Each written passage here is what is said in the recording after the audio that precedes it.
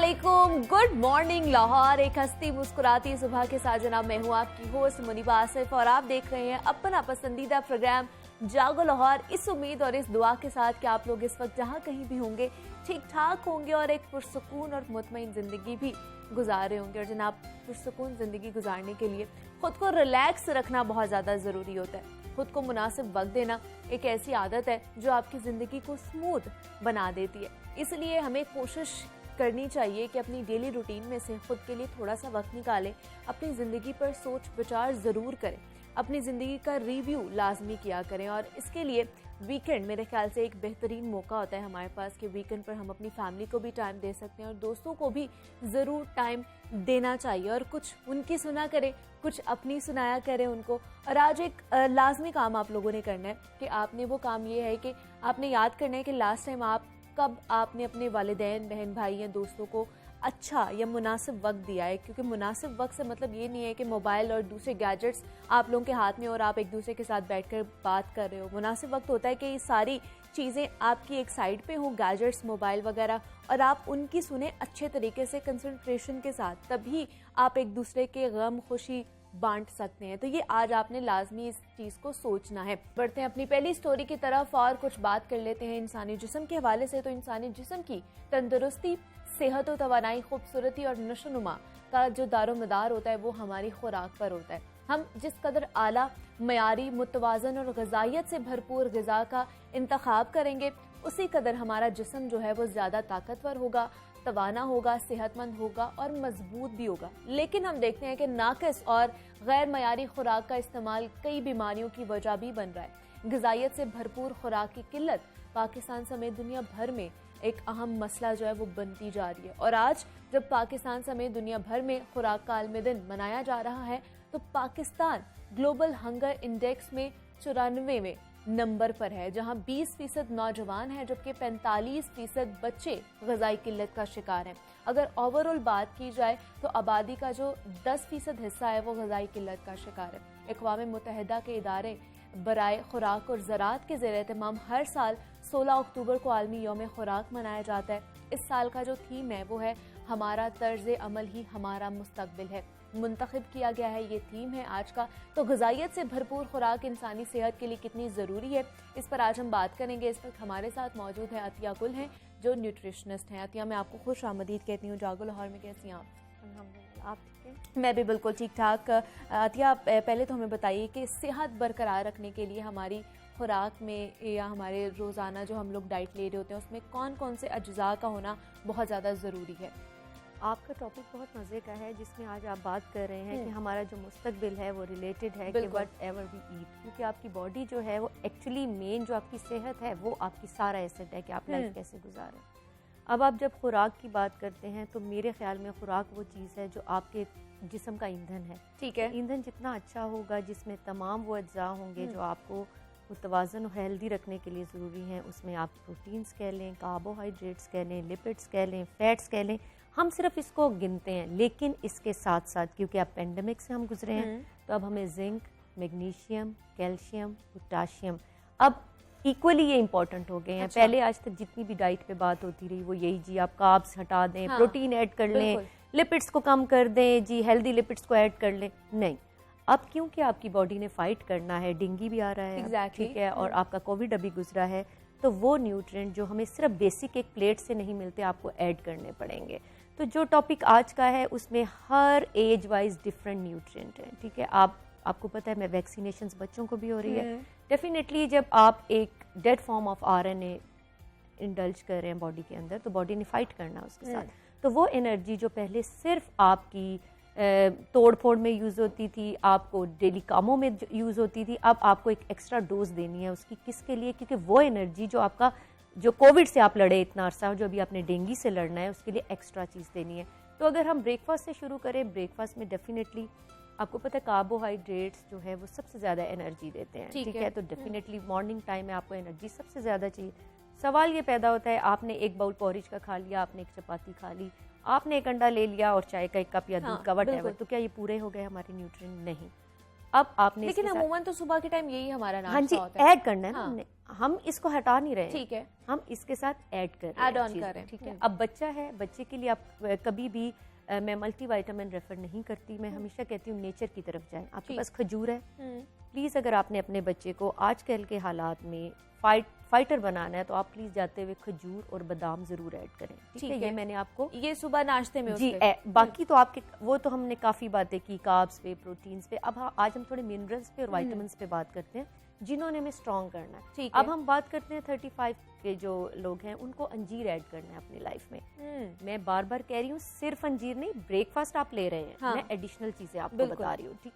आपने अंजीर ऐड करना है। अंजीर आपने कैसे ऐड करना है, क्योंकि आपको पता है कि वो चबाने में थोड़ा मसला करती है, तो आप अच्छा है कि 5 मिनट उसको डिप कर लें उसके अंदर, दूध के अंदर नहीं, दूध के अंदर। अच्छा, दूध के अंदर, तो फिर ज़रा सॉफ्ट हो जाएगी। फिर उसको चबा लें। दूध आपने पी लिया, आपके साथ आपका ब्रेकफास्ट चल रहा है, जो भी आप गंदम की चबाती। अभी तक जितनी रिसर्च हुई है, I was working in different department, तो जब उन्होंने पूरी रिसर्च की, मिथ ये थी कि गाँव के लोग इतना अटैक नहीं हो रहे, शहर के लोग हो रहे हैं, व्हाट इज़ द रीज़न? आपने गंदम छोड़ दिया है। गंदम का वो फाइबर जो चाइना चक्की से ना कटा हुआ हो, ये पॉइंट आप ज़हन में रखिएगा। गंदम का वो फाइबर जो पत्थर की चक्की में पिसा हुआ है, वो आपको बीमार नहीं होने देता, ठीक है। कहने को आप गंदम खा रहे हैं, क्या उसमें चोकर ऐड है, क्या उसमें जो ऐड है, ये मैंने एक बेसिक चीज़ आपको बताई है। उसके साथ प्रोटीन्स में आपका अंडा भी चल रहा है। उसके बाद आ जाते हैं वो लोग जो 45 पे चले गए हैं और दे आर वेरी, आपको पता, सेंसिटिव है जितने, उनके लिए मल्टीविटामिन्स अगर वो नहीं खाएंगे तो उन ये चीज़ें उनको वो वैल्यू पूरी नहीं कर सकती। तो ये मेक इट वेरी क्लियर कि अब आपको लेने ही लेने हैं। 45 के बाद मल्टीविटामिन्स अपनी ऐड ऑन करने ही करने हैं, बिल्कुल लेने हैं, क्योंकि उसकी वजह ये है कि the way we are like taking food, वो इस तरह हम सबको पता है क्या प्रॉब्लम्स आ रहे हैं। तो अगर आप मल्टीविटामिन की एक अच्छी डोज रिकमेंड करें आपका डॉक्टर, तो आप अपनी लाइफ में एक पॉजिटिव चेंज ला सकते हैं। और फिर उसके बाद हम आ जाते हैं कि जी ऐसी क्या चीज़ ऐसी की जाए, जैसे दोपहर में है, वो हम सबको पता है सैलेड, उसमें एक चीज़ ऐड कर लें आप, सुहांजना, मोरिंगा।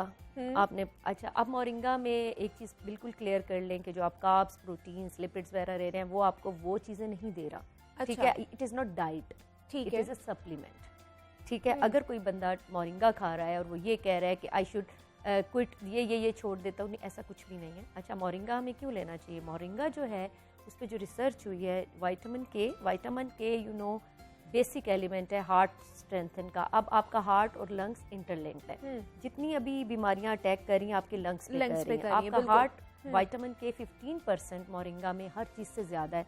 पहले केला बहुत रिकमेंड किया जाता था, लेकिन केला क्योंकि डायबिटीज़ बहुत ज़्यादा है, तो अब स्विच किया जाता है उसको मोरिंगा पे, ठीक है, क्योंकि उसमें पोटाशियम वैल्यू बहुत ज़्यादा है, ठीक है। अच्छा, फिर आप दूसरी चीज़ है, आपको पता है विटामिन सी में ये एबिलिटी है। लेकिन क्या डॉक्टर अतिया, जो मोरिंगा है वो क्या हर कोई खा सकता है? हाँ, कोई एज लिमिट है इसमें? नो। अच्छा, अब इसमें ये है कि मोरिंगा जो है, अभी तक जितनी रिसर्च हुई है, जो बड़े बड़े यूनिवर्सिटीज़ में हुई है, एनिमल टेस्टिंग हुई है अभी तक, ठीक है। ह्यूमन टेस्टिंग में अभी आप यू कैन से 50% उनके पास रिजल्ट आया है। कि अगर वो ये कहता है कि मैं मोरिंगा इतने अरसे से खा रहा हूँ, मुझे रिजल्ट नहीं आ रहा, it will take some time, क्योंकि ब्लड प्यूरिफायर है। आर्थराइटिस के लिए बेस्ट है मोरिंगा। जो लोग ये कहते हैं कि, स्पेशली मैंने कई लोगों से कंप्लेन सुनी कि दे आर वैक्सीनेटेड, वैक्सीनेशन के बाद वो वापस नहीं आ पा रहे लाइफ में, बिल्कुल, ठीक है। क्यों नहीं आ रहे वापस? अच्छा, वो वैक्सीन ने आपका कुछ नहीं बिगाड़ा, एक्चुअली प्रॉब्लम ये थी कि आपकी बॉडी वीक थी, उसने फाइट करना था उसके साथ ना, वो फाइट जो है ना वो अभी तक चल रही है। अब आपको एक्स्ट्रा डोज कोई ऐसे कि आपकी विटामिन सी बढ़े। अच्छा, विटामिन सी इम्यूनिटी को बढ़ाता है, बिल्कुल, तो मोरिंगा में विटामिन सी बहुत ज़्यादा होता है। अच्छा, दूसरी चीज़ ये है कि जो किडनी पेशेंट हैं, जब मेरे क्लिनिक में या मुझसे कंसल्टेंसी लेते हैं, तो सम पीपल से कि मोरिंगा और किडनी में बहुत, तो प्लीज़ आपका अगर वो, क्योंकि पत्ते जितने भी हैं ना दुनिया में, लीव्स कोई भी हैं, पालक से मोरिंगा तक, मैं सबकी बात कर रही हूँ, ठीक है, अगर वो साफ नहीं है तो फिर वो प्रॉब्लम करेगा, किडनी को फिल्टर करने में तंग करेगा बहुत ज़्यादा। तो ये मैं आपको वो चीज़ें बता रही हूँ जो आम बंदा खरीद सकता है और जो हम अपनी डाइट में ऐड ऑन करके अपनी सेहत को बहुत अच्छे तरीके से बेहतरीन कर सकते हैं, क्योंकि सेहत को देखने का एंगल चेंज हो गया है। आज से 4 साल पहले आप मुझसे सेहत की बात करती तो मैं सिर्फ प्रोटीन और कार्ब्स से बात करती, एग्जैक्टली, ठीक है। लेकिन अब जब आप मेरे से बात करेंगी तो अब चीज़ें चेंज हो गई हैं। अब अगर विटामिन के, विटामिन सी, कैल्शियम, मैग्नीशियम, इन पे थोड़ा भी इग्नोर कर जाएंगी, तो फिर आप वो प्रॉब्लम फेस करेंगी जो हर वो बंदा जो हॉस्पिटल में इस वक्त लेटा हुआ है, अगर उसका आप डाइट प्लान पूछेंगी, बीमारियों का शिकार है, तो वो ये कंप्लेन ज़रूर करेगा। और एक टिप हमेशा याद रखिएगा, कम खाया करें, प्लेटर आप एतदाल में रहकर खाएं ताकि आपकी ज़िंदगी भी अच्छी रहे और आप आने वाले दिनों में और ज़्यादा खा सकें। और ज़्यादा। दूसरा, जैसे अब हम बात कर रहे थे महंगाई की, अतिया के बहुत हो गई है, बहुत ज़्यादा। अब लोग अफोर्ड नहीं करते कि वो प्रोटीन का जो ज़रिया है हमारी डाइट में, जैसे मटन और चिकन होता है, कि वो अफोर्ड कर सकें और अपनी प्रोटीन की जो डिफिशेंसी है उसको पूरा कर सकें। तो फिर प्रोटीन के और क्या मुतबादिल ज़रिए हैं जो हम उनसे हासिल कर सकते हैं प्रोटीन? अच्छा, आपने मुझे बताया कि आपने एनिमल प्रोटीन की बात की, why don't we go to plants? हमारे पास दालें हैं, ठीक है। अच्छा, अब दाल भी बहुत महंगी हो गई है, खैर। अच्छा, प्रोटीन का ये होता है कि मैं सजेस्ट करती हूँ ज़्यादा लोगों को कि आप हलीम ज़रूर खाया करें, ठीक है, क्योंकि haleem is very good combination. अच्छा, अब ये है कि उसमें क्योंकि बाकी मटन वगैरह तो बहुत महंगा है, बीफ डलता है ना, तो वो एक कंप्लीट, अगर आप किसी को आप ये रिकमेंड करें ना कि फुल प्रोटीन बाउल क्या है, तो वो हलीम है। दलीम कह लें, हलीम कह लें, जो जिसको जिस तरह बोलता है। अच्छा, और दालों में ये होता है कि मैं एक चीज़ क्लियर कर दूं कि हर बंदे को मुख्तलिफ दालें मना होती हैं, ठीक है। ये जितनी आपने जर्नल प्रोटीन की बात की है, तो मैंने आपको बताया है कि प्रोटीन जो है वो आप, लेकिन अगर पेशेंट कोई है तो उसको कई दालों से एलर्जी भी हो सकती है, ठीक है। दूसरी बात ये है कि आपने विंग्स जो है हमारे पास, और पंजे जिसको हम कहते हैं, ठीक है, लेकिन वही बात है, प्रोसेस्ड नहीं मिलते, धुले हुए नहीं मिलते प्रॉपर। अगर उसका सूप पिया जाए, इतने सस्ते हैं वो, आपने ये मैंने आपको इसलिए ऑप्शन बताया कि आपने मुझे बताया गरीब बंदा नहीं खरीद एग्जैक्टली, हाँ, ठीक है। वो चिकन के गोश्त को भी शक्कर ना खरीदे, चाहे मटन ना खरीदे, लेकिन एक पंजे होते हैं, उसको ले, उसको स्टरलाइज्ड जरूर करना है, ठीक है, ठीक है। और उसके बाद उसका सूप निकाले, रिच सोर्स ऑफ प्रोटीन। और आगे सर्दियां भी आ रही हैं और सूप का सीजन भी आ रहा है जी, आपको इतनी अच्छी वैल्यू वो देगा जो आपको मटन भी नहीं दे सकता। लेकिन मैं बार बार कह रही हूँ कि उसको स्टरलाइज ज़रूर कीजिएगा, नहीं तो आपको कोई इशू आ सकता है, वायरल अटैक हो सकता है, बैक्टीरियल अटैक हो सकता है, किसी तरह का भी। तो ये थोड़ा सा उसको बनाने का प्रोसेस और उसको फ्रीज करने का प्रोसेस थोड़ा केयरिंग है, इसलिए अपने ऑडियंस से आप ज़रूर कहिएगा कि अगर वो इस ऑप्शन को अडॉप्ट करते हैं तो they have to be very careful, but it is very rich source of protein. अगर आप मटन और उसकी बात करें, बीफ की बात करें, तो वो रेट तो मैं कम नहीं कर सकती, बस ये मैं कह सकती हूँ कि हफ्ते में 2 दफ़ा पका लें, कम कर लें उसको, हाँ। ठीक है। और जहाँ तक दाल और सब्जियों की तरफ ज़्यादा, और मुर्गी की जहाँ तक बात आप कह रहे हैं कि अगर देसी खा रहे हैं तो ठीक है, ब्रायलर तो फिर आप दिल ही खुश कर रहे हैं, बिल्कुल ऐसे ही है, उसका खाने का कोई फायदा और मछली, नहीं। हाँ। मछली का एग्जैक्टली, आगे सीजन भी आ रहा है, बल्कि तो कहते हैं कि 12 महीने ही मछली खानी चाहिए, लेकिन एतदाल में रहकर खाना चाहिए जो भी आप लोग खा रहे हैं। अतिया गुल हमारे साथ मौजूद थी, न्यूट्रिशनिस्ट है अतिया, बहुत शुक्रिया आपके वक्त का, आप यहाँ पर आई हैं और इस हवाले से आपने हमारे साथ गुफ्तगू की। और जिस तरह हम बात कर रहे थे जनाब कि हमने अपनी सेहत को किस तरह बरकरार रखना है, तो हमारी जितनी भी ग़िज़ाई आदात हैं उनको हम लोगों ने चेंज करना है, कुछ चीज़ें जो है उनको तर्क करना है और कुछ चीज़ों को ऐड ऑन करना है अपनी जो है ग़िज़ा में, ताकि हमारी जो सेहत है वो अच्छी रह सके। मज़ीद भी हमने आपसे बात करनी है, आपने कहीं नहीं जाना, मिलते इस छोटी सी ब्रेक के बाद।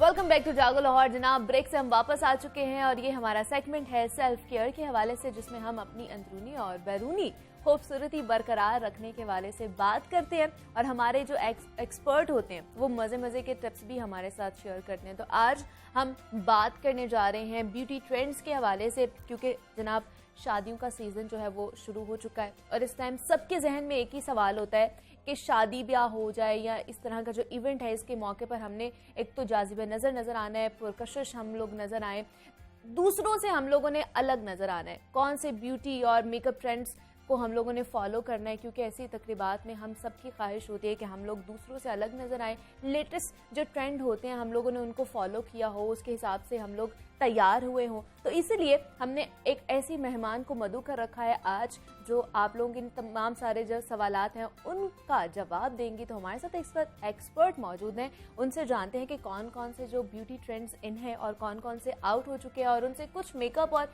ब्यूटी टिप्स भी लेते हैं। तो अपनी मेहमान का तारुफ करवाते चलूँ तो मेरे साथ इस वक्त अमारा शहजाद मौजूद हैं, जो ब्यूटी एक्सपर्ट हैं। अमारा, मैं आपको खुश आमदीद कहती हूँ जागो लाहौर में, कैसी हैं आप? मैं ठीक। आजकल हम देख रहे हैं कि डे और नाइट की दोनों की वेडिंग्स चल रही हैं, तो है। उस हिसाब से भी मेकअप होता है कि डे का अलग और नाइट का अलग? बिल्कुल, जो डे का मेकअप होता है वो ज़्यादातर सॉफ्ट होता है। उसमें हम आईज को प्रोमिनेंट कर सकते हैं, क्योंकि जाहिर बात है शूट वगैरह होता है, तो उसके लिए आईज हम प्रोमिनेंट कर सकते हैं। उसमें ये कि लिप्स लाइट होते हैं, बाकी सारा मेकअप जो ओवरऑल वो लाइट होता है। अच्छा। तो आजकल शिमरी मेकअप भी बहुत ज्यादा ग्लोई मेकअप चल रहा है। हाँ बिल्कुल, जब हम लोग लिक्विड बेस यूज करते हैं उसके साथ हम हाइलाइटर्स वगैरह ज्यादा यूज करते हैं। कैरालोन अगर स्टिक्स पैनकेक यूज करेंगे तो वो ज्यादा हैवी बेस भी हो जाती है और ड्राई लुक आती है आपके फेस पे। अच्छा। और विंटर के अकॉर्डिंग अगर देखा जाए तो फेस पाउडर जो है वो बहुत कम यूज करना चाहिए आपको अपनी स्किन पे।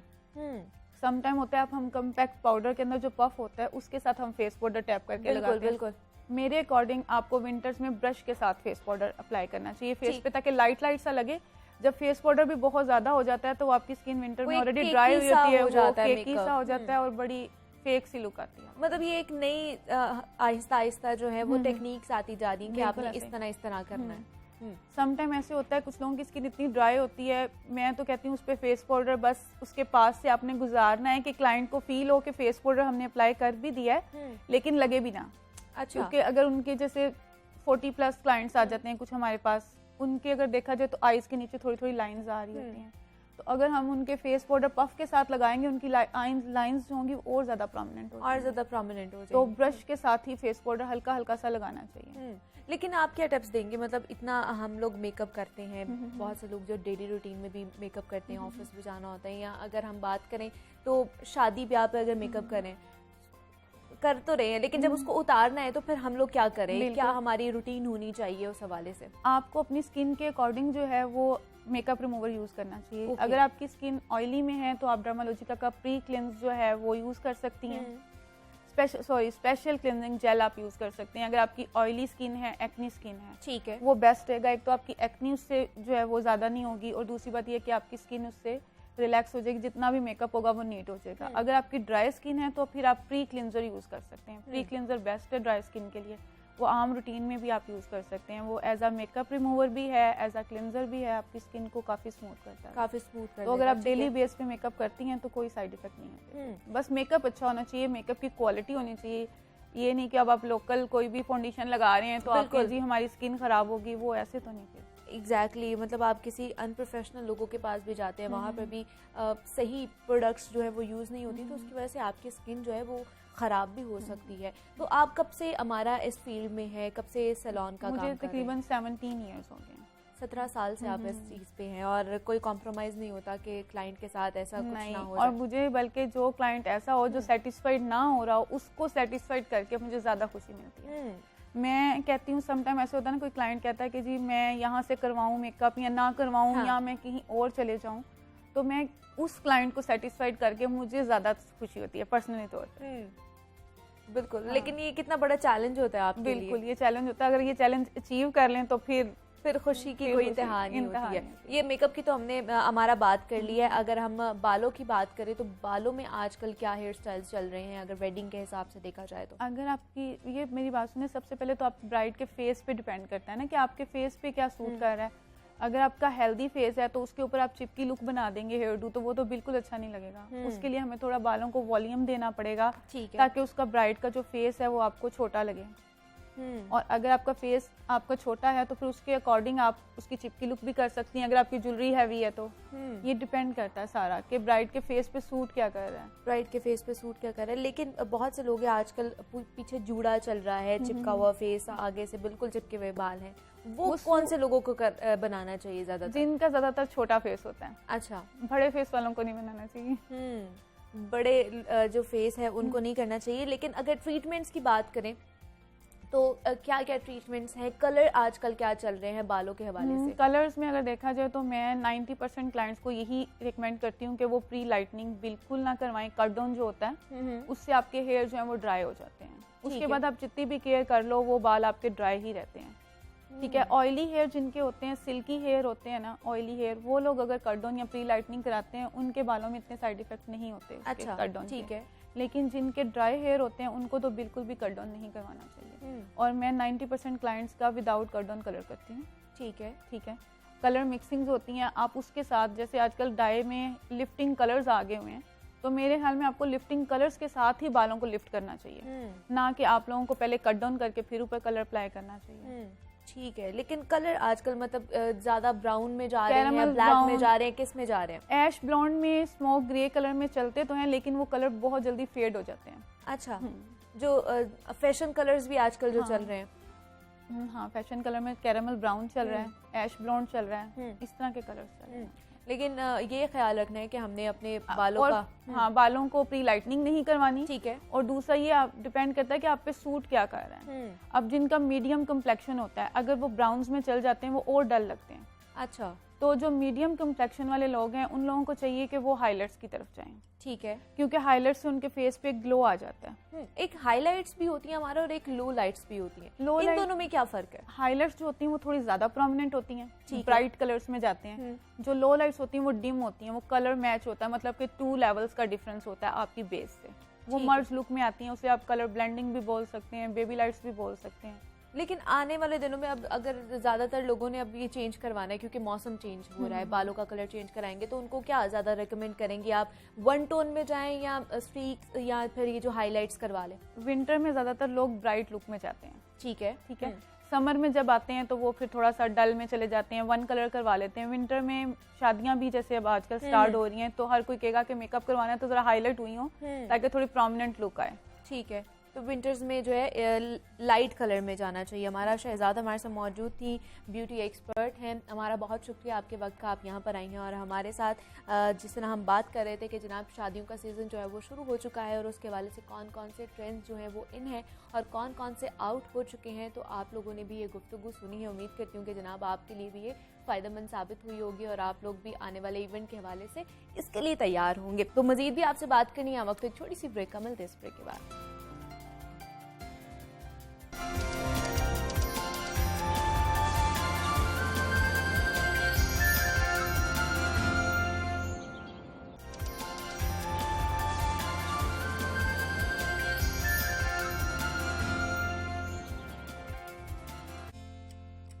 वेलकम बैक टू जागो लाहौर। जनाब सेगमेंट है ये हमारा लाहौर की दुनिया और इसमें हम लाहौर और लाहौरियों के मसाइल की बात करते हैं। तो आज हम जिस मौजू पर बात करने जा रहे हैं वो बहुत ही अहम इशू है और शहरियों की जानिब से इस हवाले से बहुत शिकायत भी की जाती हैं और वो मसला है गाड़ियों की नंबर प्लेट्स का। क्योंकि 25 लाख शहरी फीस अदा करने के बावजूद भी कई महीनों से कंप्यूटराइज्ड नंबर प्लेट्स और स्मार्ट कार्ड्स के मुंतज़िर हैं और इस हवाले से महकमा एक्साइज की जानिब से कई बार दावे किए गए हैं कि ये मसला जो है बहुत जल्द हल कर लिया जाएगा, लेकिन मामला जू का तू नजर आ रहा है हमें। लेकिन अब इस हवाले से अमली तौर पर भी कुछ इकदामात नजर आ रहे हैं और अब गाड़ियों और मोटरसाइकिलों की नंबर प्लेट्स के लिए सार्फिन को एक्साइज के दफ्तर जाने की जरूरत नहीं पड़ेगी, क्योंकि महकमा एक्साइज की जानिब से शहर के 10 मकामात पर बूथ कायम कर दिए गए हैं और शहरी नंबर प्लेट्स के हसूल के लिए अपनी दरख्वास्त बूथ में डाल सकेंगे। और ये बूथ कहाँ कहाँ कायम किए गए हैं, नंबर प्लेट्स हासिल करने का तरीकाकार क्या होगा और इल्तिवा का शिकार नंबर प्लेट्स जो है वो कब तक शहरियों को जो है वो फराहम कर दी जाएंगी, इस पर आज हमने बात करनी। हमारे साथ इस वक्त मौजूद हैं रिजवान अकरम शेरवानी साहब हैं, DG excise and taxation Punjab हैं, और उनके साथ मौजूद हैं नुमाइंदा लाहौर न्यूज़ राहील अली। सर, मैं आपको खुश आमदीद कहती हूँ जागो लाहौर में और राहील आपको भी खुश आमदीद कहती हूँ जागो लाहौर में। सर, सबसे पहले आपसे बात करना चाहूँगी कि एक्साइज डिपार्टमेंट ने ये जो नया इकदाम उठाया है कि 10 मकामात पर जो है बूथ कायम किए गए हैं, हमें बताइएगा कि इस इकदाम से शहरियों को किस तरह सहूलियात जो वो फराहम होंगी।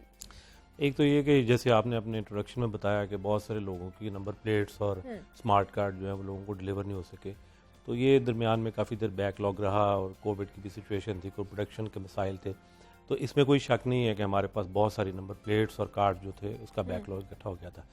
अब ये जो प्रोडक्शन तो शुरू होगी और हम इसको मैक्सिमम लेवल के ऊपर लेके जा रहे हैं, बट उसके साथ डिलीवरी जो है अगर वो उसके साथ सिंक्रोनाइज नहीं करती तो प्रोडक्शन होती जाएगी तो हमें प्रॉब्लम होगा। जाहिर बात है कि स्टॉक के अंदर फिर जमा होंगे, लोगों को फ़ायदा भी नहीं, जैसे आपने कहा लोगों ने पैसे भी दिए हुए हैं, तो हमने इसका एक डिस्ट्रीब्यूशन प्लान बनाया और डिस्ट्रीब्यूशन प्लान के अंदर ये है कि एक तो हम नंबर 1 कोरियर को यूज़ करेंगे, नंबर 2 हमारी वेबसाइट के ऊपर जाके जो एक्साइज एंड टैक्सेशन की वेबसाइट है www.excise-punjab.gov.pk, इस वेबसाइट पे जाके एक हमने फॉर्म जनरेट किया, उसके अंदर आप अपनी गाड़ी के पर्टिकुलर दे दें, अपना फ़ोन नंबर दे दें और अपना नाम दे दें, तो हमारे साथ वो जो इलेक्ट्रॉनिकली हमें आपकी एप्लीकेशन मौसूल हो जाती है और फिर हम नंबर प्लेट्स जो है वो आपके घर डिलीवर करेंगे। ठीक है। तीसरे नंबर पे जैसे आपने बताया है कि जी अभी हमने रिसेंटली ये किया है कि हमने पब्लिक प्लेसेस के ऊपर मुख्तलिफ जो शॉपिंग मॉल्स हैं ओके। इसके अंदर हमने बॉक्सेस रखवा दिए हैं। आप अपने काम के लिए जाते हैं बट हाँ। सामने जब नजर आ जाता है आपको और फिर याद भी आ जाता है कि जैसे आप कि मेरी गाड़ी की नंबर प्लेट हाँ, नहीं है हाँ। तो आप वहाँ एक छोटा सा फॉर्म है और लंबा चौड़ा फॉर्म है, 3 ठीक। कॉलम है उसके अंदर। अपनी गाड़ी का नंबर लिखें, ठीक है। अपना नाम लिखें, अपना फ़ोन नंबर लिखें और उसके अंदर डाल दें। हमारे जो लोग हैं वो शाम को वो कलेक्ट करते हैं, उसकी एक लिस्ट बनाते हैं और फिर प्रोडक्शन फैसिलिटी को इन्फॉर्म करते हैं कि नंबर प्लेट तैयार कर दे और फिर हम 2-3 दिन के अंदर लोगों के घर डिलीवर करेंगे। क्योंकि हमारी वजह से डिले है तो हम लोगों को खुद डिलीवर करने उनके घर जाएंगे। तो इसके लिए और तो कोई डॉक्यूमेंट्स नहीं चाहिए होंगे? नहीं, गाड़ी की रजिस्ट्रेशन आपके पास ऑलरेडी हुई है, डॉक्यूमेंट्स हैं, फाइल है, नंबर प्लेट और कार्ड भी अब हमारे पास बैकलॉग नहीं है, कार्ड भी लोगों को डिलीवर हो गए। बट नंबर प्लेट का एक इशू होता है क्योंकि लोगों ने घूमना होता है मुख्तलिफ जगहों के ऊपर, कैमराज जो है उनके साथ भी कंपेटिबिलिटी होती है, ट्रैफिक पुलिस ने भी चेक करना होता है, तो मल्टीपल जो है लॉ इन्फोर्समेंट एजेंसी वो नंबर प्लेट चेक करती है। तो अब हम इसको चूँकि प्रोसेस को स्ट्रीमलाइन कर रहे हैं तो कोई फॉर्म नहीं, सिंपल सिर्फ 3 कॉलम है उसके अंदर ताकि लोगों को मुश्किल ना हो उसके अंदर। ठीक है राहिल, आप तो ग्रास रूट लेवल पर काम कर रहे होते हैं और आपको पता है कि सार्फिन को किन किन मुश्किलात का सामना करना पड़ता है इन मसाइल की वजह से। सार्फिन क्या कहते हैं इस सारे इकदाम के हवाले से? देखिए, सार्फिन को तो 2 साल से मुश्किलात का शिकार है, नंबर प्लेट्स मिल नहीं रही थी और उनका सबसे बड़ा प्रॉब्लम ये होता था कि ट्रैफिक पुलिस उन्हें जो है वो तंग करती थी कि नंबर प्लेट्स नहीं लगी, अब तो नंबर प्लेट्स बन रही हैं तो आप क्यों नहीं लगा रहे। तो महकमा एक्साइज ने इकदाम तो अच्छा किया है क्योंकि तकरीबन 25 लाख का बैकलॉग है और अब रिसेंटली एक कंपनी के साथ मुआहदा हुआ था, उनका भी मुआहदा ख़त्म हो रहा है, अभी भी तैयारी का सिलसिला जारी है नंबर प्लेट्स का।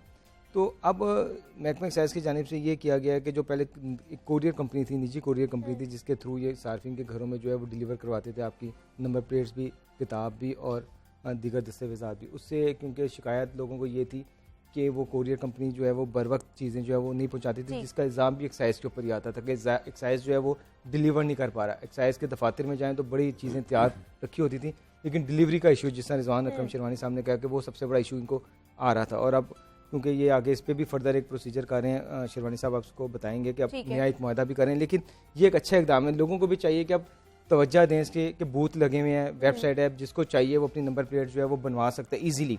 पहले एक दफ़ा का बैड एक्सपीरियंस था जिसकी वजह से अब महकमा एक्साइज ने थोड़ा सा इस पर जो है ना तजर्बा अपना चेंज किया कि इन्होंने नंबर प्लेट सिर्फ अब उन्हीं को बना के देंगे जो दरखास्तें देगा। पहले भी एक दफ़ा इस तरह का एक इशू आया था, बहुत बड़ी तादाद में नंबर प्लेट जो है वो इल्तवा का शिकार थी। तो महकमा एक्साइज ने जैसे उसकी प्रोडक्शन शुरू की तो जितनी ज़ेर इल्तवा नंबर प्लेट्स थी वो तैयार करवा ली महकमा एक्साइज ने ताकि लोगों को डिलीवर कर दें। तो ये लोग मैसेजेस करते रहे लोगों को कि आके नंबर प्लेट ले लें, लाखों की तादाद में नंबर प्लेट्स पड़ी रही, नहीं आए शहरी।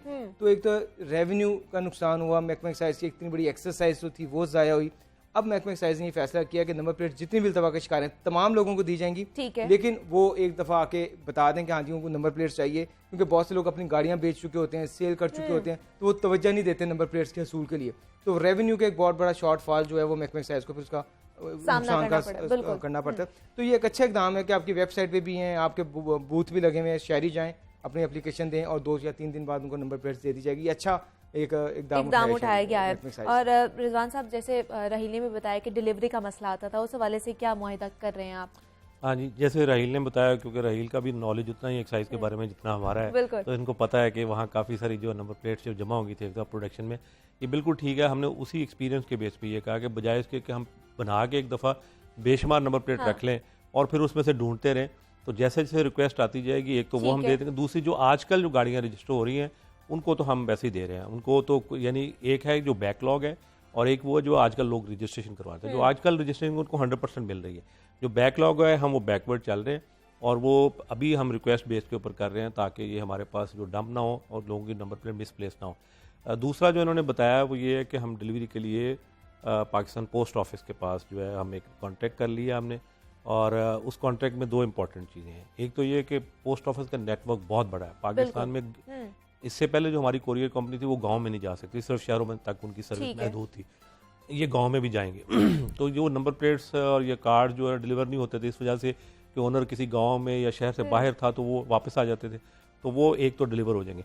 और दूसरा हम एक 2-वे सर्विस शुरू करने जा रहे हैं और वो ये है कि आप हमें इन्फॉर्म करेंगे जी मैंने गाड़ी की ट्रांसफ़र करवानी है, ट्रांसफ़र फ़ी आप ऑनलाइन पे करें, जो पोस्ट ऑफिस है वो आपके घर से डॉक्यूमेंट कलेक्ट करेगा और आपके घर ही वापस ले जाएगा करवा के, आपको ऑफिस आने की जरूरत नहीं। ये एक हम नया कल्चर इंट्रोड्यूस करवाने जा रहे हैं जिसमें लोगों का दफ्तर के साथ वास्ता ना पड़े और वो क्योंकि वहाँ पर आगे उनको कई मुश्किलात का सामना करना पड़ता है, लंबी लंबी कतारों में लगे रहना। तो ये कॉन्ट्रैक्ट का हिस्सा है जी। तो ये जो नए इकदाम आप लोग उठाने जा रहे हैं, लेकिन जो ये आप लोगों ने बूथ बनाए हैं ये किन किन मकामात में हैं? 10 मकामात में, लेकिन कहाँ कहाँ पर है? ये शहर में मुख्तलिफ लोकेशन के ऊपर शॉपिंग मॉल जो हैं, जो बड़ी मार्केट्स हैं जहाँ बहुत ज़्यादा रश होता है, जैसे लिबर्टी मार्केट है, जो और आपने पता लाहौर के बड़े बड़े जो शॉपिंग मॉल हैं, एम्पोरियम है, पैकेजेस मॉल है, इन ऐसी जगहों पे जहाँ लोगों की बहुत ज़्यादा, अब वहाँ देखें ना उनकी पार्किंग के अंदर एक टाइम के ऊपर सैकड़ों गाड़ियाँ खड़ी होती हैं, ठीक है, और उनमें से बहुत सारी गाड़ियाँ ऐसी हैं जिनके नंबर प्लेट्स नहीं होती, तो एंट्री के ऊपर है, जैसे वो देखते हैं तो उनको याद आ जाता है तो फॉर्म फिल कर देते हैं। लेकिन क्या सर उस हवाले से कोई अवेयरनेस कैंपेन भी चलाइए कि आगे, ताकि लोगों को पता हो कि ये बूथ किस हवाले से लगा हुआ है वहाँ पर? अभी तो हमने एक उसके मीडिया के ऊपर एड्स नहीं दिए थे, इसलिए कि हम अभी पहले 2-3 दिन को उसको ट्रायल फेज में चल रहा था, हमने बूथ लगा दिए हैं, इस्टेब्लिश हो गए। ये पहले 3 दिन में हम अब इसको बिल्कुल जिसको कहते हैं रिदम में ले आएंगे। जब रिदम में आ जाएगा तो उसके बाद फिर हम ऐड देंगे मीडिया में, इलेक्ट्रॉनिक मीडिया में भी और प्रिंट मीडिया के अंदर भी, ताकि लोगों तक पता चले, रसाई हो लोगों। राहिल, इसके अलावा क्या क्या मसाइल हैं जो लोगों को दरपेश होते हैं? लेकिन इस वक्त महकमा एक्साइज के 2 बड़े प्रॉब्लम्स थे जो जिसकी वजह से लोगों को परेशानी का सामना करना पड़ा था, क्योंकि सबसे ज़्यादा लोगों की तादाद इंट्रैक्शन जो है वो मोटर ब्रांच से है, लोगों का गाड़ियाँ हैं, मोटरसाइकिलें हैं, रिक्शा हैं।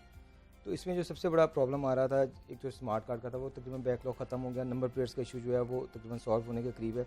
एक और प्रॉब्लम आजकल जो देखने में आ रही थी वो टोकन टैक्स का सिस्टम है, क्योंकि जो टोकन टैक्स है वो ई-पे पे जो है वो महकमा एक्साइज ने शुरू कर दिया कि आप मोबाइल पे अपना ई-पे पर टोकन टैक्स देखें और जितना भी है वो पे कर लें। उसमें थोड़ी सी लोगों को ये परेशानी का सामना करना पड़ रहा था कि जी हमारे पास जिनके पास स्मार्टफोन नहीं है वो क्या करेंगे, वो किस तरह टोकन टैक्स पे करेंगे। इसमें थोड़ी सी प्रॉब्लम थी जिसमें महकमा एक्साइज उस पर भी कोई फर्दर जो है वो उसके TORs और कोई नई चीज़ें मुतारिफ करवाने जा रहे हैं। एक और मसला था जो सबसे ज़्यादा बायोमेट्रिक सिस्टम का आ रहा था, अभी उन्होंने नाफिज करना है कि लोगों को गाड़ियों की जो ट्रांसफ़र है उसमें बहुत ज़्यादा प्रॉब्लम होती थी, जालसाजी बहुत होती थी। इस पर भी महकमा एक्साइज जो है वो बड़े एक स्टेप की तरफ जा रहा है कि अब जालसाजी का कम से कम खात्मा हो जाएगा। और ये जितनी भी ये जिद्दत आती है ना स्मार्ट जो मैनेजमेंट की तरफ महकमा एक्साइज किया, इसमें क्योंकि शेरवानी साहब इधर बैठे हुए हैं, सबसे ज़्यादा इनकी तजावीज़ होती हैं और माफिया भी जो है वो सबसे ज़्यादा इनके ख़िलाफ़ हुआ है कि यार ये हमारा तो जो है वो रोज़ी रोटी जो है वो ख़त्म हो रही है। तो लेकिन इसकी वजह ये है कि ये जितनी आप लोगों को फैसिलिटेट करेंगे उतना आपका रेवेन्यू जो है वो बचेगा और लोग जो है आसानी के साथ अपने घर बैठे जो चीज़ें जो हैं वो कर लेंगे। जिस तरह इन्होंने बताया कि आप गाड़ियों के घरों में जो है वो डॉक्यूमेंट्स लेके जाएंगे और घरों में पहुंचा दिए जाएंगे। लोगों को ये प्रॉब्लम नहीं है क्योंकि डॉक्यूमेंट्स गुम हो जाएंगे, एक्साइज के दफ्तर जाना पड़ेगा, एजेंट उन्हें टक्कर जाते हैं दरवाजे पे कि सर हमसे काम करवा लें, हमसे काम करवा लें, पैसे बटोरते हैं, पैसे बटोरते हैं। और महकमा एक्साइज एजेंट जो फ्रॉड करता है उसका नाम महकमा एक्साइज पर आता है। माफिया महकमा एक्साइज में मौजूद है, इसमें कोई शक नहीं है, बहुत बड़ा माफिया महकमा एक्साइज में। लेकिन जैसे जैसे आप उसकी जदीदियत की तरफ जाएंगे तो वो वैसे वैसे चीज़ें जो है ना वो बेहतर होती जाएंगी। और स्मार्ट मैनेजमेंट जो है वो उसका बेहतरीन हल है कि आप तमाम चीज़ें जो है हम ऑनलाइन कर दें ताकि शहरियों को भी आसानी हो, करप्शन भी कम हो और लोगों को ज़्यादा से ज़्यादा फैसिलिटेट जो है वो किया जाए। और जैसे राहिल ने बात की कि बायोमेट्रिक करने जा रहे थे कि गाड़ियों की ट्रांसफर जो करनी है हम लोगों ने, वो कब तक जो है यहाँ प्रोजेक्ट हो जाएगा? क्योंकि अगस्त में था कि इसका ऐलान किया गया था कि ये हो जाएगा, लेकिन अभी तक इल्तवा का शिकार है। उस पर भी ये है कि अभी वो हम उसको ट्रायल रन कर रहे हैं और हमने उसको शुरू तो कर दिया है, लेकिन ये है कि अभी पब्लिक के लिए बिल्कुल उसको ओपन करने में शायद हो सकता है और मज़ीद 2 हफ्ते लग जाए। बट हम उसको टेस्ट एंड ट्रायल के अंदर है कि उसके अंदर चूँकि 2-3 चीज़ें इन्वॉल्व हैं, हम उसके अंदर डॉक्यूमेंट्स जो पेपर बेस्ड है वो सारा ख़त्म करेंगे। और ये काफ़ी एक रिस्की काम है, यानी इससे पहले तमाम जो ट्रांसफ़र होती थी वो एक कागज़ के ऊपर लोग अंगूठे लगाते थे, साइन करते थे। जब बायोमेट्रिक होगी तो ये पेपरलेस हो जाएगा, लोग बेचने वाला और ख़रीदने वाला दोनों अपने थंब इम्प्रेशन देंगे, तो इसका मतलब दोनों का कंसेंट आ गया। एक्साइज एंड टैक्सेशन के बाद वो पॉपअप करेगा कि जी ये ट्रांसफ़र का केस है, वो उसको डिस्पोज ऑफ कर देंगे और नया कार्ड इनको चले जाएगा। मतलब जितने भी रजिस्ट्रेशन में फ्रॉड के केसेस सामने आते थे वो अब नहीं होंगे। हाँ नहीं, इसके बाद बायोमेट्रिक के बाद जी बिल्कुल बिल्कुल। और उसमें जो है देखिए जो सिस्टम है वो इंस्टॉल हो गया, उसको हम अभी टेस्ट रन कर रहे हैं, लेकिन इसके अंदर ये जो पेपर ख़त्म करके एक नए डिजिटल सिस्टम के ऊपर जा रहे हैं, उसके अंदर जो रिस्क एनालिसिस है वो करवाते हैं। वो हम एक ऑर्गेनाइजेशन से करवा रहे हैं कि इसका रिस्क एनालिसिस करवाएं कि कल को अगर ये कोई प्रॉब्लम आ जाए, कोई लीगल इश्यूज आ जाए, तो फिर उसको हम पहले प्रीएम्प्ट करके कंट्रोल कर सकें। तो उससे वो टेस्ट रन की वजह से। लेकिन सर ये बताइएगा कि बायोमेट्रिक ट्रांसफर कराई कैसे जा सकेगी? मतलब आप लोगों के सेंटर आना पड़ेगा या करीबी किसी भी सेंटर में करानी? किसी भी नादरा के ऑफिस में जाएंगे आप। देखिए पहली तो बात ये कि एक प्रिंसिपल ये है कि हम जो डिजिटल सर्विसेज की तरफ जा रहे हैं उसका जो कॉर्नर स्टोन है वो ये है कि लोगों को दफ्तर में ना आना पड़े। ठीक है। ये कल्चर खत्म होता जा रहा है कि जिसके अंदर आप अपने छोटे छोटे कामों के लिए दफ्तर में जाएं, तो इन लाइन की बजाय ऑनलाइन पे चले जाएंगे। कोई लाइन के अंदर जाके खड़े हों, जैसे टोकन का जिक्र किया, तो वो हम एक ट्रांसफॉर्मेशन है, ये कल्चरल ट्रांसफॉर्मेशन है। इसको जब हम एक प्रिंसिपल के तौर पे अपनाएंगे तो इसका मतलब ये है कि जो हमारे पास अवेलेबल डिजिटल चैनल है, या तो पहले स्टेप के अंदर तो नादरा के ऑफिस में जाएंगे और उनको जाके जो सेलर है वो बताएगा ये मैंने गाड़ी भेज दी है, ये मेरा बायोमेट्रिक है। परचेज़र जो है अगर उस वक्त उसके साथ हो तो उस वक्त कर सकता है, वरना परचेज़र भी जाके बताएगा कि ये गाड़ी जो मेरे नाम ट्रांसफ़र हो रही है, तो वो जाके अपना थंब इम्प्रेशन है, तो थंब इम्प्रेशन बैक एंड से वेरीफाई हो जाएंगे। उसके बाद फिर ट्रांसफ़र फ़ी पे होगी, ऑनलाइन पे हो सकती है, हमारे ऑफिस में पे हो सकती है। और जब इसको वेरिफिकेशन कर लेंगे अपने सिस्टम से, तो फिर उसके बाद ट्रांसफ़र करेंगे और नया कार्ड जो है नए ओनर के घर में डिलीवर हो जाएगा। इस पूरे प्रोसेस के अंदर पेपर नहीं इन्वॉल्व होगा। तो क्या सर इसके बाद जो है या इस प्रोजेक्ट से जो ओपन लेटर पर चलने वाली गाड़ी है उनका तदारुक हो सकेगा, क्योंकि उससे वाले से भी बहुत केसेस सामने आ रहे हैं? इसके बहुत सारी गाड़ियाँ हैं जो ओपन लेटर पे चल रही हैं, वो नहीं होंगी। उसके अलावा कुछ ऐसे होता है कि जैसे कोई किसी बंदे के कॉन्सेंट के बगैर ट्रांसफ़र होती है, वो नहीं होगी। इसके अलावा कुछ ऐसे हैं कि जो लोग कोई फौत हो जाता है तो बजाय इसके कोई लीगल तरीका है उसका कोर्ट से सक्सेशन ले, वो पेपर फेक पेपर बनते थे, वो नहीं होगी। तो इसका मतलब ये है कि जो रजिस्टर्ड ऑनर होगा उसके बायोमेट्रिक वेरिफिकेशन के बगैर ट्रांसफ़र नहीं हो सकती। तो फिर ये इस आपके प्रोग्राम के हवाले से ये मैसेज भी है लोगों को कि अगर उन्होंने ट्रांसफ़र नहीं अभी तक करवाई तो ये जल्दी से जल्दी करवा रहे हैं, वरना बायोमेट्रिक में फिर पॉसिबल ही नहीं है कि विदाउट बायोमेट्रिक वेरिफिकेशन ट्रांसफ़र।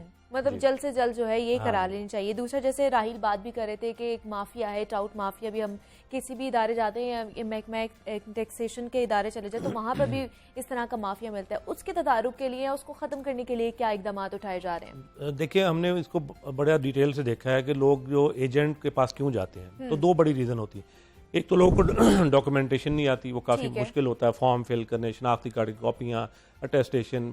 दूसरा ये है कि लोगों के पास टाइम नहीं होता। तो ये जो इंटरवेंशन करने जा रहे हैं उसमें तो पेपर है ही नहीं, तो इसलिए पहला स्टेप जिसमें वजह से एजेंट पे जाते हैं वो ख़त्म हो जाएगा।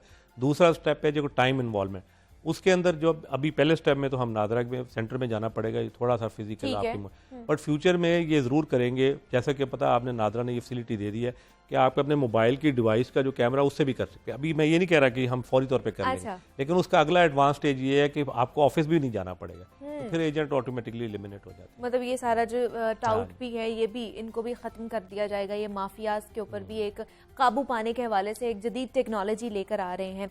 तो राहिल, आपको क्या लगता है आने वाले दौर में या किस तरह का इस तरह के और इकदाम करने चाहिए? महकमा एक्साइज ने अभी एक और शेरवानी साहब और इनके महकमे ने एक बड़ी अच्छी जो है वो ऐप मुतारिफ करवाने जा रहे हैं, प्रॉपर्टी ऐप, जिसमें आप घर बैठे जो है अपना प्रॉपर्टी टैक्स का नोटिस डाउनलोड कर सकेंगे और उसको ऑनलाइन जो है वो उसको पे कर सकेंगे। यानी कि प्रॉपर्टी टैक्स के लिए भी जो है वो आपको इंतजार नहीं करना पड़ेगा। टैक्स आ रहा है, आप देख सकते हैं कि हमारा कितना टैक्स है, क्या उसके अंदर प्रॉब्लम्स हैं, आप उसको भी ऑनलाइन जाके देख सकते हैं।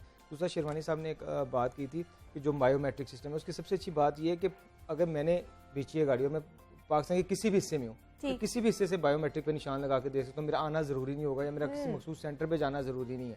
खरीदने वाला और बेचने वाले के सिर्फ बायोमेट्रिक सिस्टम चाहिए होगा, वो पूरे पाकिस्तान में कहीं भी हो, नादरा के ऑफिस जाके कहीं से भी जो है वो अपने बायोमेट्रिक करवा सकते हैं। इससे दोनों बेचने वाले को, खरीदार को, दोनों को सहूलत होगी। किसी को ये प्रॉब्लम नहीं होगी कि एक बंदा कराची बैठा हुआ है, एक लाहौर बैठा हुआ है, किस तरह होगी, तो वो किसी भी जगह से बायोमेट्रिक करवा सकेगा। एक में जैसे मुख्तसर सी बात इसके अंदर मैं क्या करूँगा कि ये देखिए, एक चीज़ हमारी जो ऑलरेडी इस्टेब्लिश हो गई है कि हम ऑनलाइन टोकन टैक्स पे कर सकते हैं। तो ये अब इस साल जो हमारी रिकॉर्ड रिकवरी हुई है, तकरीबन 8 अरब से ज़्यादा जो है लोगों ने ऑनलाइन पे किया है। तो जब हम ये कहते हैं कि जी हम डिजिटल सर्विस पे जाएंगे, और कुछ लोगों को प्रॉब्लम भी हो सकता है कि मोबाइल वो यूज़ ना करने, बिल्कुल, तो वो फिर दोनों साइड के ऊपर है, उधर भी पेपर पे ज़्यादा प्रॉब्लम है, इधर कम है। तो हमें इसकी तरफ जाना है, क्योंकि अगर खुद नहीं यूज़ कर सकते तो घर में बच्चों को पता है या किसी दोस्त को पता है। तो डिजिटल सर्विसेज का यही फ़ायदा है कि जब हम ये जाएंगे तो ये जैसे बढ़ रही है, तो इसका मतलब कि लोगों की एक्सेप्टेंस इसकी तरफ ज़्यादा है। हाँ, एग्जैक्टली। और हमारा जो टाइम है वो भी हमारा मैनेज हो जाता है, हम सारे ही डिजिटलाइज्ड हो रहे हैं, टाइम के साथ साथ होना पड़ता है। रिजवान अकरम शेरवानी साहब हमारे साथ मौजूद थे, DG excise and taxation Punjab है, सर बहुत शुक्रिया। और नुमाइंदा लाहौर न्यूज़ राहिल अली भी हमारे साथ मौजूद थे। राहिल, आपका भी बहुत शुक्रिया। मजीद भी आपसे बात करेंगे जनाब, यहाँ पर वक्त एक छोटी सी ब्रेक का मिलते हैं, उस ब्रेक के बाद।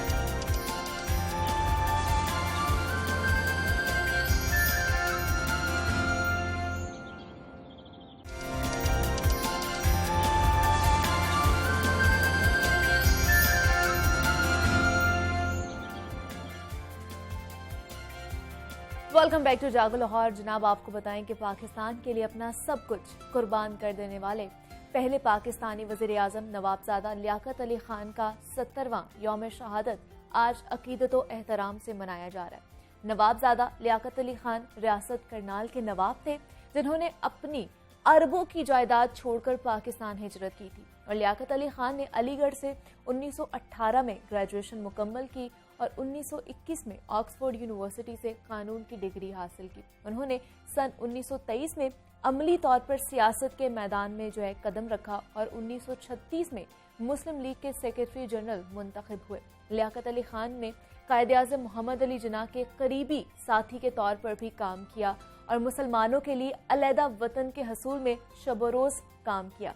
कायदे आज़म की वफात के बाद नवाबज़ादा लियाकत अली खान ने मुसलमानों के मफादात के तहफ़्फ़ुज़ और क़यादत के खला को पूरा करने की भरपूर कोशिश भी की और पाकिस्तान बनने के 4 साल बाद ही 16 अक्टूबर 1951 को रावलपिंडी के लियाकत बाग में जलसा आम से खिताब के दौरान सैयद अकबर नामी अफगान शहरी ने लियाकत अली खान को फायरिंग करके शहीद कर दिया और पाकिस्तान को नाकाबिले तलाफी नुकसान पहुंचाया गया इसके ज़रिए। और आज उनकी डेथ एनिवर्सरी मनाई जा रही है, 70वां यौम उनका डेथ एनिवर्सरी मनाई जा रही है और उनको याद किया जा रहा है जो उन्होंने पाकिस्तान के लिए किया, हमारे लिए किया। अब आगे बढ़ते हैं और जनाब कुछ बात कर लेते हैं सेहत और फिटनेस के हवाले से। तो रीढ़ की हड्डी की हैसियत या कमर तोड़ दी जैसे जुमले हम लोगों ने ज़रूर सुन रखे होंगे कि जो जाहिर करते हैं कि इंसानी जिस्म में मौजूद रीढ़ की हड्डी की कितनी अहमियत होती है। रीढ़ की हड्डी जिस्म में वो सबसे बड़ी और सबसे मजबूत हड्डी है जिस पर जिस्म की दूसरी हड्डियों और ढांचे का दारोमदार होता है। हकीकतन तो ये एक हड्डी नहीं है होती, बल्कि हड्डियों का एक सिलसिला होता है जो इंसानी जिस्म को सहारा देते रखता है। और गैर मुनासिब डेली रूटीन, ग़िज़ाई किल्लत और गैर मुनासिब पोस्चर, गलत अंदाज में उठने बैठने की वजह से रीढ़ की हड्डी के मसाइल वो पैदा हो सकते हैं, जो इंतहाई ख़तरनाक बीमारियों की वजह भी बन सकते हैं। दुनिया भर में 1 अरब अफराद रीढ़ की हड्डी और उससे जुड़े अमराज का शिकार हैं और दुनिया भर में माजूरी की सबसे बड़ी जो वजह है वो रीढ़ की हड्डी ही समझी जाती है। इसी अहमियत के पेश नज़र आज पाकिस्तान समेत दुनिया भर में रीढ़ की हड्डी का आलमी दिन मनाया जा रहा है। रीढ़ की हड्डी और कमर दर्द की वजूहात क्या होती हैं, इसकी हिफाजत कैसी की जानी चाहिए और रीढ़ की हड्डी के जो मसाइल हैं उनका इलाज कैसे मुमकिन है, इस पर आज हम बात करेंगे। हमारे साथ इस वक्त मौजूद है डॉक्टर खालिद काज़मी है, एसोसिएट प्रोफेसर है, orthopaedic and surgeon, spine surgeon है, लाहौर जनरल हॉस्पिटल से इनका ताल्लुक है। सर, मैं आपको खुश आमदीद कहती हूँ जागो लाहौर में। कैसे हैं आप? अल्हम्दुलिल्लाह, अल्लाह का बड़ा एहसान है। सर, आज जैसे रीढ़ की हड्डी का आलमी दिन मनाया जा रहा है तो हमें बताइएगा कि रीढ़ की हड्डी हमारे जिस्म के लिए कितनी अहमियत की हामिल है और अगर इसमें कोई कह लें कि नुकसान हो जाए या मसला आ जाए तो ये हमारी सेहत के लिए कितना बड़ा मसला बन सकता है। रीढ़ की हड्डी, अस्सलाम वालेकुम नाज़रीन, और मुझे बड़ी खुशी है कि मैं आज इस अहम मौजू पे आपके साथ बैठा हूँ। और इससे पहले मैं दुआ करूँगा अल्लाह ताला हमारे शहीद मिल्लत लियाकत अली खान को जन्नतुल फिरदौस में जगह दे और उनके दर्जात बुलंद करे। अच्छा, रीढ़ की हड्डी के मुतालिक हमें थोड़ा सा उसको समझने की ज़रूरत है कि रीढ़ की हड्डी चीज़ क्या है और इसकी कितनी इम्पोर्टेंस है हमारी बॉडी में। रीढ़ की हड्डी गर्दन से लेके और नीचे दुमची जिसे कहते हैं वहाँ तक ये फैली हुई है और ये एक चैन है छोटी छोटी वर्टिब्रा की। ठीक है। अच्छा, और इसके मुख्तलिफ कर्व इसमें आते हैं जो कि हमें नेचुरली रिक्वायर्ड होते हैं नॉर्मल बॉडी फंक्शन के लिए या फ्लेक्सिबिलिटी। इसमें हमें जो सबसे ज़्यादा जो स्टेबिलिटी इसमें हमें प्रोवाइड करती है बॉडी में, इसमें फ्लेक्सिबिलिटी चाहिए होती है और स्टेबिलिटी चाहिए होती है। ठीक है। स्टेबिलिटी और फ्लेक्सिबिलिटी ये बड़ी इंपॉर्टेंट चीज़ें हैं हमारी नॉर्मल बॉडी फंक्शन के लिए। तो अगर खुदा न खास्ता इसमें कहीं झोल आ जाए, कहीं कोई प्रॉब्लम आ जाए तो उससे हमारे सारे नॉर्मल बॉडी फंक्शन इफेक्ट होते हैं जी। तो उसमें जो रूटीन में अगर हम देखें हर दूसरा तीसरा शख्स आ रहा होता है मुझे बैक एक। बिल्कुल, एग्जैक्टली। हाँ, वो एक्चुअली बैक एक क्यों हो रही होती है, थोड़ा सा हम उसके ऊपर ओवर बर्डन कर देते हैं, उसके जो नेचुरल कर्वेचर को हम ज़र्ब लगा रहे होते हैं। अच्छा। टेढ़ा बैठ के उसको नॉर्मल जो उसकी जो रिक्वायरमेंट है उसको हमने छेड़ के उसको तंग करके, ठीक है, तो उससे फिर हमें मतलब प्रॉब्लम होता है। फॉर एग्जाम्पल अगर आपने कोई वेट उठाना है तो आप जमीन पे बैठ के हैवी वेट उठा लें, जमीन से अगर वेट उठाना है तो अगर आप झुक के वेट उठाएंगे तो पीछे बैक मसल है, उसके ऊपर प्रेशर आएगा। ठीक है, अगर आप आप जानते हैं अपनी एज, अपनी हेल्थ, इसके हिसाब से अगर आप उससे ज़्यादा वेट उठाएंगे तब आपको पुश करेंगे तब आपको प्रॉब्लम होगा। वर्टिब्रा जो है ना वो बड़ी जो मोहरे जिसे कहते हैं वो उसकी बड़ी फाइन किस्म का स्ट्रक्चर बना हुआ है और वो एक्चुअली प्रोटेक्ट करता है हमारी स्पाइनल कॉर्ड को। What is spinal cord? Spinal cord is a continuation of brain. वो दिमाग का हिस्सा है जो नीचे दुमची तक, जो हिप्स के नीचे तक जो छोटी बोन है जिसे हम कॉक्सिक्स कहते हैं, वहां से थोड़ा सा ऊपर लंबर वर्टिब्रा, लंबर 2 और 3 वर्टिब्रा तक ही आता है। अच्छा, उसके बाद नर्व रूट्स हैं। फर्ज करें मैं यहाँ बैठा हुआ हूँ और मेरी आंखें बंद हैं, मुझे कोई मच्छर काट जाए, कोई चीज़ नोच जाए, तो मेरी आंखें तो बंद हैं, सोए हुए हैं, लेकिन मेरा रिस्पांस पे फौरन आता है। क्यों आता है? मैं देख तो नहीं रहा होता। वो मेरे स्पाइनल कॉर्ड, वो जो नर्व्स हैं, जो स्पाइनल कॉर्ड की कंटिन्यूएशन है, जो हमारे जाल फैला हुआ है बॉडी में, वो हमें सेंसेशन ब्रेन को पहुंचाता है और फिर हमारा फौरन एक्शन शुरू हो जाता है। बिल्कुल, एग्जैक्टली। तो ये जो है ना, इसकी प्रोटेक्शन, ये बड़ा फाइन वर्क है और बड़ा हमें स्विफ्ट और क्विक रिस्पांस चाहिए होता है किसी भी उसमें इंजरी की सूरत में, ख्वाह कोई मच्छर काटे या तो उसमें उसकी जो स्पाइनल कॉर्ड की प्रोटेक्शन के लिए मजबूत चीज चाहिए। वो क्या है? वर्टिब्रा। अब स्पाइनल वर्टिब्रा जो है, जिन्हें हम रीढ़ की हड्डी कहते हैं, उसके एंटीरियर कहते हैं सामने और बैक में बड़े ही फाइन किस्म के, मजबूत किस्म के लिगामेंट अटैच हैं। ठीक है। और वो उसको स्पाइनल कॉर्ड को प्रोटेक्ट कर रहे हैं। अगर हमारी फ्लेक्सिबिलिटी किसी वजह से कंप्रोमाइज हो गई या कोई ऐसी सॉफ्ट स्ट्रक्चर जो होता ये है कि अल्लाह ताला ने ऐसा सिस्टम बनाया हुआ है, हमारे बड़ा ही इंजीनियर्ड किस्म की हमारी बॉडी है। अल्लाह ने कमाल की चीज़ बनाई हुई है कि 2 वर्टिब्रा के दरमियान एक फोम रखा हुआ है। अच्छा। वो फोम क्या करता है कि 2 वर्टिब्रा को आपस में, वर्टिब्रा जो मोहरा है उसको बचाता है एक दूसरे टकराने से। लेकिन इसका एक एडिशनल काम भी है कि ये पीछे जो स्पाइनल कॉर्ड है उसको भी प्रोटेक्ट करता है।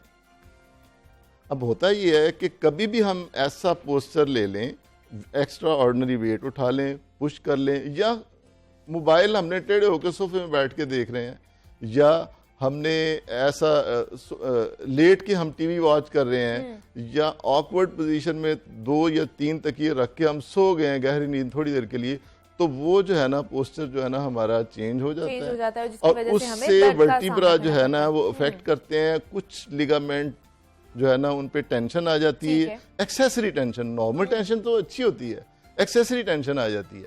तो उस टेंशन की वजह से, उस स्ट्रेच की वजह से हमें बैक एक और इसके प्रॉब्लम, सर्वाइकल पेन, लेकिन और इसकी कुछ प्रॉब्लम हम देखते हैं सर, जैसे गलत एंगल हो जाता है, हम लोग जैसे चीजें नीचे से उठा लेते हैं, तो कभी कभी दर्द होता है, कमर दर्द, लेकिन वो कुछ अरसे के लिए होता है। लेकिन कभी होता है कि वो दर्द जो है होता रहता है, मतलब तवील अरसे तक होता रहता है। तो क्या अब हम उसको समझे कि वो हमारा मुस्तकिल तौर पर ये मसला हो चुका है हमें? अच्छा, इसमें आ जाती है आपका बॉडी स्ट्रक्चर। अच्छा, आपका बॉडी स्ट्रक्चर क्या है, आपकी डेली की रूटीन क्या है, आपकी बॉडी जो है ना कितनी चोट बर्दाश्त कर सकती है। कुछ लोग ऐसे हैं जिनको दूर से मुक्का दिखाओ वो रोने लग जाते हैं।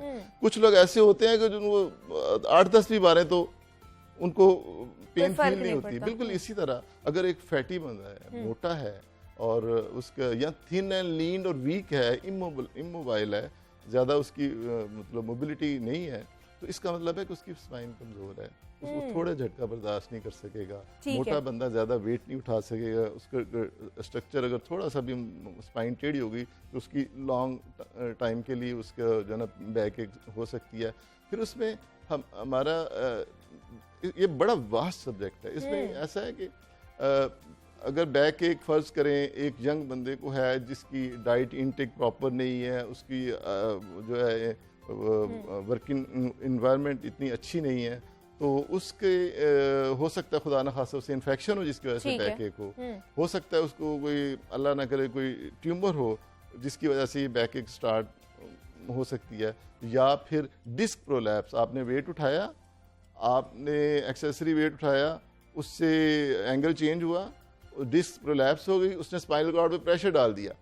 अब प्रेशर अगर 50% जो इसकी कैनाल है, जो हमारी स्पाइनल वर्टिब्रा है, ये जरा बारीकी वाली बात है, तो पर अगर मोटा मोटा कहें तो उसको स्पाइनल कॉर्ड के ऊपर अगर प्रेशर आ जाए, डिस्क वर्टिब्रा अपनी जगह पे है, स्पाइनल वर्टिब्रा अपनी जगह, उसमें से डिस्क निकल के स्पाइनल कॉर्ड पे प्रेशर डाल रही है, तो उससे आपकी बैक एक स्टार्ट हो गई। ठीक है, अब तो फिर एहतियात क्या करें, एहतियात हमें क्या करनी चाहिए फिर ये बड़ा जरूरी कि हमारा जो है कमर दर्द ना हो? आप बुरे वक्त को आने से बचा लें, बैक एक आने से पहले ही उसका अपनी प्रोटेक्शन का इंतजाम कर लें। वो क्या है कि आप अपना लाइफस्टाइल चेंज करें, 15 to 20 मिनट वॉक करें, ठीक है, वेट ज्यादा तो उसको कम करने की कोशिश करें। आप जो अगर स्मोकर हैं तो स्मोकिंग कम छोड़ दें। अगर स्मोकिंग की वजह से भी हो सकती है। माय गॉड, स्मोकिंग तो बड़ी डेंजरस चीज़ है। Smoking is a very dangerous चीज़, वो मैं आपको बताऊंगा उसके बाद में। ये जो अपना वेट रिड्यूस करें, अपनी फैट कम करें, अपने मसल पावर बढ़ाएं, 15 to 20 मिनट वॉक करें, सारा कुछ छोड़ के वॉक बाय वॉक करें। ठीक है, वॉक, उसका क्या फायदा होगा, आपकी जो लेग से लेके फीट से लेके आपकी इधर हेड तक आपकी सारे जो बोन्स है ना वो स्ट्रेंथ पकड़ेंगी, मसल जो है ना उसको स्ट्रेंथ आएगी, आपकी जो है ना हार्ट सर्कुलेशन आपकी बेहतर होगी, हार्ट, लंग, आपके वाइटल जो वर्टिब्रा जो हैं ऑर्गन्स हैं उनको सपोर्ट मिलेगी उनमें। और इस अबव ऑल आपको एक फ्रेशनेस का एहसास होगा, आपका माइंड फ्रेश हो जाएगा उसको वॉक करने से। और वर्टिब्रा तो वैसे भी मजबूत होगी, हम अगर फोकस कर रहे हैं वर्टिब्रा को, तो जो स्पाइनल कॉर्ड जिसे कहते हैं ये भी मजबूत होगी उससे। तो वॉक इज़ वेरी इंपॉर्टेंट। आप अपना वेट रिड्यूस करें, अपना एक स्टैंडर्ड वेट है उसको मेंटेन करें, अपनी डाइट में चेंज लेके आएँ, अपने डेली रूटीन में। अच्छा, बीइंग ए मुस्लिम, हम अगर 5 वक्त नमाज पढ़ लेते हैं तो सर से लेके टोज तक हमारी बहुत अच्छी एक्सरसाइज हर वर्टिब्रा, हर जोड़ की एक्सरसाइज हो जाती है। exactly अब 5 वक्त अगर आप नमाज पढ़ते हैं वजू करके, तो आप अंदाजा लगा लें कितने सजदे करते हैं। सजदा is a very good exercise. दूसरा डॉक्टर साहब ये बताइएगा, अमूमन किस उम्र में जो है ज्यादा ये कमर दर्द का खदशा पैदा हो सकता है कि हम इसका शिकार हो सकते हैं? हम टेंशन, डिप्रेशन में ये हो जाता होता है बैक की। ओके। और ये किसी वक्त भी आ सकता है, कहीं भी स्ट्रेस लेना उससे हो सकता है। फिर ये कि ओल्ड एज में आपने अगर आपकी मोबिलिटी बहुत ज़्यादा कम हो गई है, तो किसी भी वजह से खिंच पड़ गई, उठा लिया वजन, वो हो गया, पुल हो गया, मसल पुल हो गया।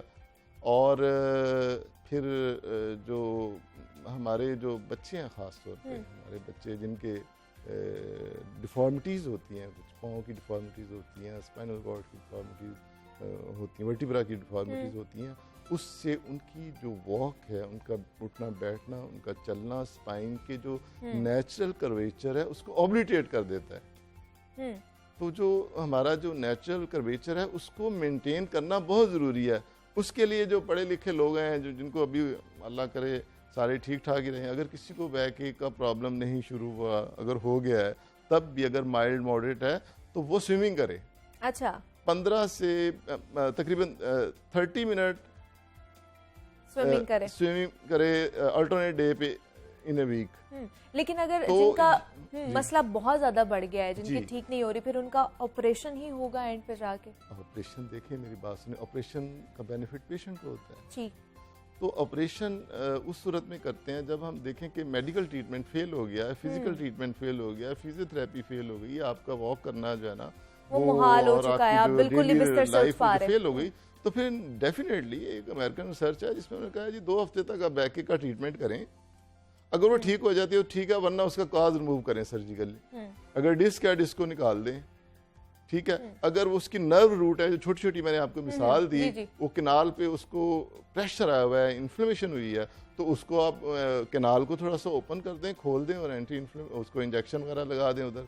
अगर पोस्चरल पर एक होता है पोस्चरल चेंज, ठीक है, एक आप कह लें कि परमानेंट डिफॉर्मिटी और स्ट्रक्चरल डिफॉर्मिटी। ठीक है। आपने परमानेंट डिफॉर्मिटी कैसी हो गई कि एक उसको जिसे कहते हैं जो वर्टिब्रा का एंगल है, जिसे कुबड़ापन कहते हैं, अगर वो हो गया तो उसको तो ठीक करना जरूरी है। बिल्कुल, ठीक है ना, उससे क्योंकि वो तो डिफॉर्मिटी आहिस्ता आहिस्ता बढ़ेगी, उसका फंक्शन लॉस बढ़ेगा। और अगर फर्ज करें आप एक ड्राइवर हैं और आप ड्राइव कर रहे हैं गाड़ी और आपको बैक एक हो जाती है, तो आप उसे कहें यार पहले शुरू में तो आप ऐसा करें कि अपना वो जो है ऑटोमेटिक गाड़ी ले लें। अगर वो नहीं कर सकते, उस पर नहीं, तो फिर आप अपना प्रोफेशन चेंज कर लें। लेकिन पोस्टर, जैसे आपने भी पोस्टर की बात की है, और जैसे बहुत से लोगों का बैठने वाला काम होता है, हमारा भी है। पोस्टर हम लोग देखते हैं कि हम फोन भी यूज कर रहे होते हैं, कोई भी काम कर रहे होते हैं, एक तो हम पोस्टर में सही बैठते नहीं, दूसरा हमारे कंधे बहुत झुके हुए होते हैं। तो किस तरह बैठना चाहिए, हमारा पोस्टर कैसा होना चाहिए? बैठ के दिखा देता हूँ, आप इस तरह बैठिए आराम से। ये तो मेरा ख्याल है कंफर्टेबल नहीं है। ये मतलब कंफर्टेबल तो है, लेकिन मेरी बैक के हिसाब से ये ठीक नहीं है। बैक आपकी स्ट्रेट होनी चाहिए। और आप इस तरह बैठ के, इस तरह सामने बैठ के आप हमसे 200-300 पेशेंट दिखा लें, हम ऐसे बैठ के चेक कर सकते हैं। ठीक है, और हमने 1 फुट के फासले पे मोबाइल या वो जो कंप्यूटर है उस पे देख या बुक रख के हमने पढ़ना है। हमने इस तरह झुक के नहीं देखना, अपने यूं करके नहीं करना है, क्योंकि आपकी स्पाइन और उस पे बैक पे प्रॉब्लम और उसकी वजह से दर्द का शिकार हम हो सकते हैं। रीढ़ की हड्डी भी हमारी जो है वो मुतासर हो सकती है। और इसके अलावा हम लोग क्या क्या एहतियात करें ताकि इससे परमानेंट जो है हमारी जान छूट जाए? स्मोकिंग, जो लोग स्मोकिंग छोड़ दें। स्मोकर जो है ना, 23% ऐसे लोग हैं जिनको बैक एक होती है जो नॉन स्मोकर हैं। जो लोग फॉर्मर स्मोकर हैं, जिसने फर्ज करें अगर मैं स्मोकिंग करता हूँ और आज मैंने छोड़ दी, आज से कुछ अरसे बाद मुझे 33% चांसेस हैं कि मुझे बैक एक होगी और उसका हो सकता है कि मुझे सर्जरी करवानी पड़ जाए। Smoking is a very dangerous for spine, जो हमारी वो जो है स्पाइनल कैनाल, वो जो वर्टिब्रा जिस चीज़ के लिए बनाई गई है ना, उसका काम है प्रोटेक्ट करना और मोबिलिटी देना। और वो प्रोटेक्ट किसको कर रही है? स्पाइन, वो जो कैनाल है, जो ब्रेन की कंटिन्यूएशन है। तो वो जो स्पाइनल कैनाल है उसकी स्टीनोसिस करती है। स्टीनोसिस क्या है? उसकी ब्लड सप्लाई रोक देती है, उसको दबाना, उसकी स्ट्रेंगुलेशन शुरू कर देती है, और उससे इन्फ्लेमेशन होती है स्मोकिंग से, और परमानेंट फिर लॉस आहिस्ता आहिस्ता होना शुरू हो जाता है, और दैट में लीड टू सर्जरी। और दूसरा हमारी जो खुराक है उसका कितना दारोमदार है, मतलब इसके हवाले से बड़ी इंपॉर्टेंट। आपने प्रोटीन हमारी बॉडी का हिस्सा हम लेते हैं, हमारी डाइट का हिस्सा है, तो प्रोटीन आप ऐसा करें कि हमारे जो सुनने वाले हैं वो जो है ना प्लांट प्रोटीन की तरफ आए, ठीक है, बजाय ये कि एनिमल प्रोटीन। मतलब आप मीट और ये जो है बीफ, और इसको अवॉइड करें, सब्जियां दालें वगैरह ये खाएं, सब्जियां दालें। और इसके अलावा अगर आपके खाने को दिल भी करे प्रोटीन, तो उसमें फिश है, सैल्मन फिश बड़ी अच्छी है, और साथ में वाइट मीट जो मुर्गी है, चिकन है, वो आप इस्तेमाल करें।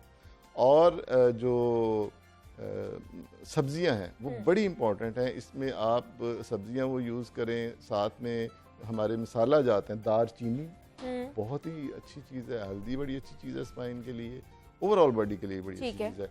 और ब्रोकली वगैरह इस किस्म की चीज़ें जो है ना वो ज़्यादा से ज़्यादा इस्तेमाल करें, और ताकि हम ये तमाम तर जो मसाइल हैं, रीढ़ की हड्डी के मसाइल हैं, उनसे हम बच सकें। डॉक्टर खालिद काज़मी हमारे साथ मौजूद है, associate professor orthopaedic and spine surgeon है, लॉर्ड जनरल हॉस्पिटल से इनका ताल्लुक है। सर बहुत शुक्रिया आपके वक्त का, और आप यहाँ पर आए हैं और इस हवाले से आपने हमारे साथ गुफ्तगू की है। और जनाब आप भी अपनी जितने भी डेली रूटीन की आदत हैं उनको चेंज करने की कोशिश करें ताकि हम इन तमाम बीमारियों से बच सकें। जनाब मुझे अब आपने इजाज़त